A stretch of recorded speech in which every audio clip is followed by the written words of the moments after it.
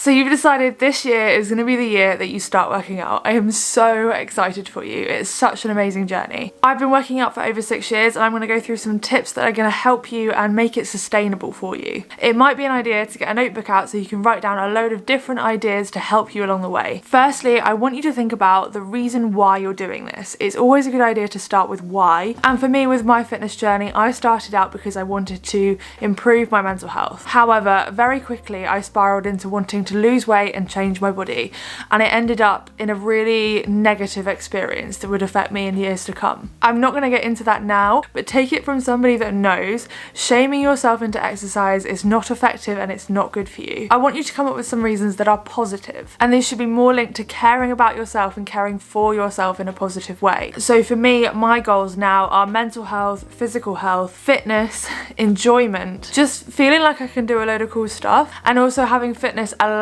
me to take part in different sports and things I'd like to do on the weekends, like different activities. I do it because I feel like it gives me energy and it's an outlet. And for these reasons, I think I'll always do exercise because that just makes sense.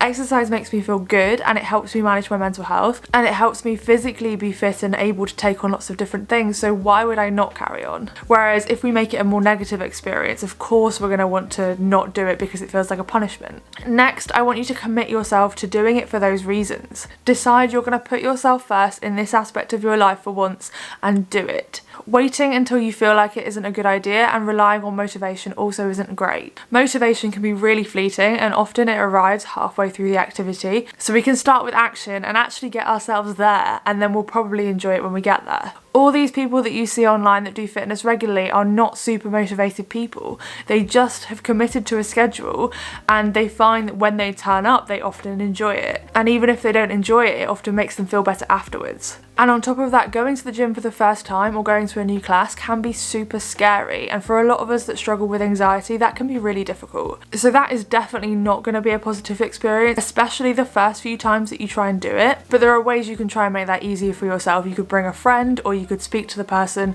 that's coaching the class before you go. It's also a good idea to pick a schedule or a few days that you're going to work out and commit to that. Don't make it too big straight away, maybe like 2 to 3 days a week at the most. Even if it's just 1 day a week, just say this is the day that I'm going to work out and I'm going to commit to that. And then you can always build from there onwards. So next, I need you to figure out what you actually enjoy. And this doesn't mean you need to think about it on the spot and just instinctively know.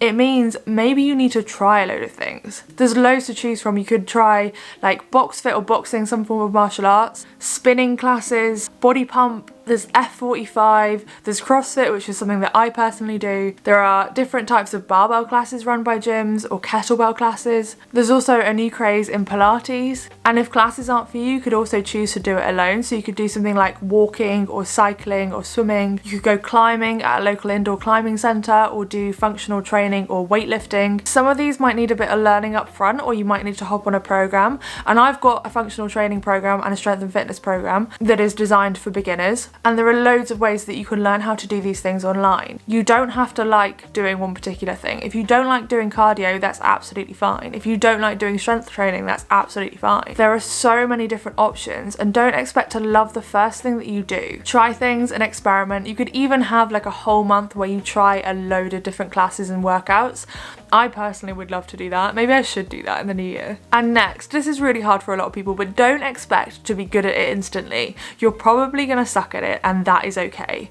It's okay to be a beginner. It takes time and you need to give it a good couple of months and even years in the case of something like CrossFit and weightlifting. But you get these little achievements along the way, and those are the things that you need to be celebrating. So make sure you celebrate your little wins and be happy and proud of yourself for the things that you're doing well.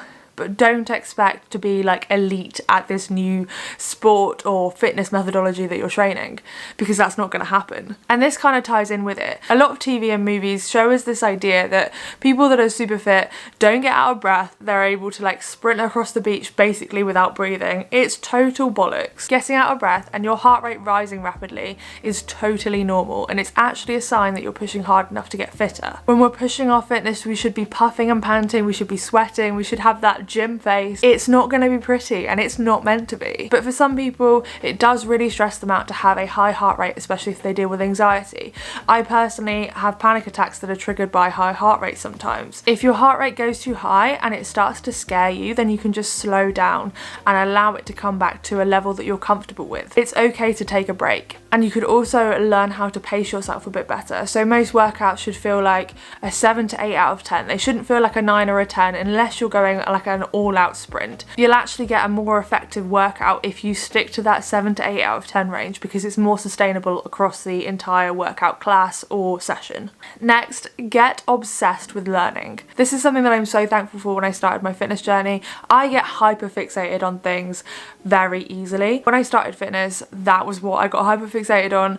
I was into CrossFit and I got really fixated on like the weightlifting, the technique side, how to build stuff like strict pull-ups. The things that I'd struggle with, I would just obsess over and Google and watch all of the YouTube videos, consume all of the content I possibly could. That was my hobby and that was my free time. It would just be all consumed with fitness content. And while I don't encourage you to consume all of your free time with it as I did, because I have a very obsessive personality, I would say try and get a little bit obsessed with learning it, because all of the knowledge that you pick up along the way in this next year, you get to keep forever. As I've mentioned, I do Olympic weightlifting, and that is a very high skill, high technique and high difficulty sport. It uses speed, power, leg drive and some high skill technique, and that's very hard to learn. Although the lifts might look like they're done quite easily, it's very difficult to like leg drive, pull, drop, all the things all at once. And to do that with heavy weight is even harder. But now I've learned how to Olympic lift, I get to keep that forever. And that is a skill that is invaluable in my fitness journey because it's something that I love the most. If you find something interesting, or if you really want to try and do something, then get obsessed with that thing. And that will drive you in your fitness journey and maybe give you a bit more motivation. Even though we're not relying on motivation, it does help a little bit to encourage you towards goals. This one is probably hard to hear, but if you want a different outcome than you have at the moment, then you need to make different choices than you have been making. We all have challenges. We might have a busy job or a young family or someone else that we're caring for. There can be loads of things in our life that can get in the way of doing something like a fitness journey. But we do deserve time for ourselves, and we can ask for help and try and carve out some time, even if it's only a small amount of time per week, to enable us to work out. Working out might be the outlet that you need to handle your daily life better. It certainly is for me, and you might be able to explain that to other people that you're asking for help from, and they might understand that. Next, learn the difference between actually needing a rest and just feeling like you don't want to. I don't like the whole regular PT, drop your excuses, you need to train even if you feel completely exhausted. I don't agree with that, but I do think a lot of us sometimes don't want to train and we say that we feel tired and we use that as an excuse to get out of training, when actually maybe we're feeling something like mental exhaustion, and sometimes going to the gym and working out might make us feel better. It certainly does in my case. Sometimes you actually are exhausted, especially in the case where you might have a young family or a really busy job, and in that scenario it's totally okay to rest. But we do start to compromise on some of those goals when we take lots of rest days or more rest days than we need. It is really important to have at least 1 or 2 rest days per week. You don't need to be doing something like 75 hard where they don't take any rest days at all. That is completely ridiculous, but that's a whole other video. If we want different outcomes, we need to make different choices, and sometimes doing more exercise can give us more energy all round. If you are tired, you could reduce the intensity, or you could say that you're only going to do a 15 to 30 minute workout, or you could go into the gym and do half of the amount that you were going to do. You could get rid of a set, or you could change it completely. You could do something else. You could go for a walk, you could do a yoga class. Ask yourself what would feel good today. Maybe the original plan is going to be too much for you, but what could you do? If I can find it, there's a scale and you can look at that to see if maybe you really do need a rest day, or if you're just tired and you don't really want to, but maybe you could do a workout and it might make you feel better. It's weighing up those things, and that is super difficult, and it's something that has taken me a long time to learn, but it's definitely something to work on. And next, if you miss a workout, or if you miss a week, or if you fall off the wagon completely,